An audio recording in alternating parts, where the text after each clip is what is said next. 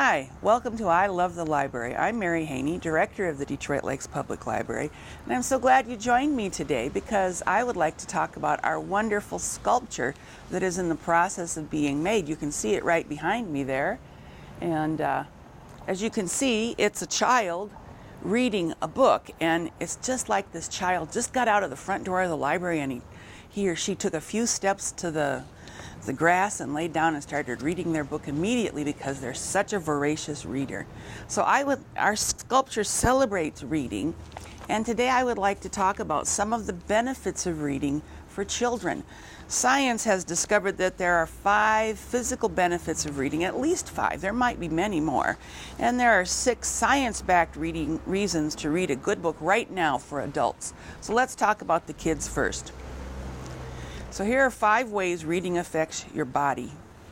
They help kids see.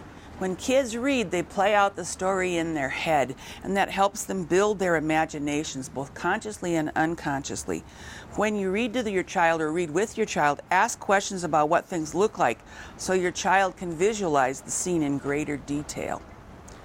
Books sharpen the senses. Reading words like garlic can trigger smells, while metaphors like a slimy person can call up textures, often at the same time. Experts believe that reading may give kids a richer, deeper experience of the story and possibly even the world that they experience. Reading gets kids moving. Just as we see a story in our mind's eye, we also automatically play out the action in our heads when we read. When we read something like Harry kicked the ball, we play that out in our heads. And so running through those actions in your mind improves the ability to do the same thing. It's sort of like the mental game that athletes can play with themselves to say, like, make a free throw or catch a pass or something like that. Or when I golf and, I can see that tee shot sailing so far away. Of course, you don't always see it sailing into my fairway, but books also grow brain cells. Struggling readers have fewer brain cells in certain regions of their brains, but studies found that after 6 months of daily reading, those weak spots were beefed up so much that the kids' brains looked much the same as those of kids with stronger reading skills. I would think that would be a very important reason for you to read with your child and make sure your child is a reader. And for kids, lastly, they make the heart bigger. Preschoolers who hear more stories get a head start on becoming more empathetic. That's because kids' books are packed with characters who display their emotions and air their feelings. And parents tend to talk about the characters' emotions with kids when they read.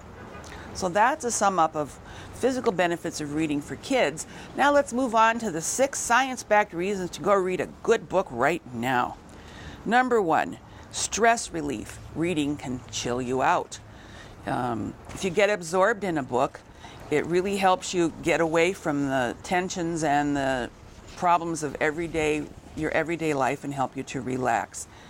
And one study author said, it really doesn't matter what book you read. By losing yourself in a thoroughly engrossing book, you can escape from the worries and stresses of the everyday world.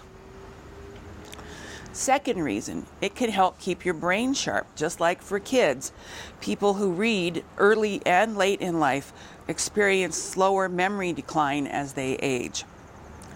So if you take part in reading across your lifetime, your brain will stay healthier in old age. And the next one, it might even stave off Alzheimer's disease.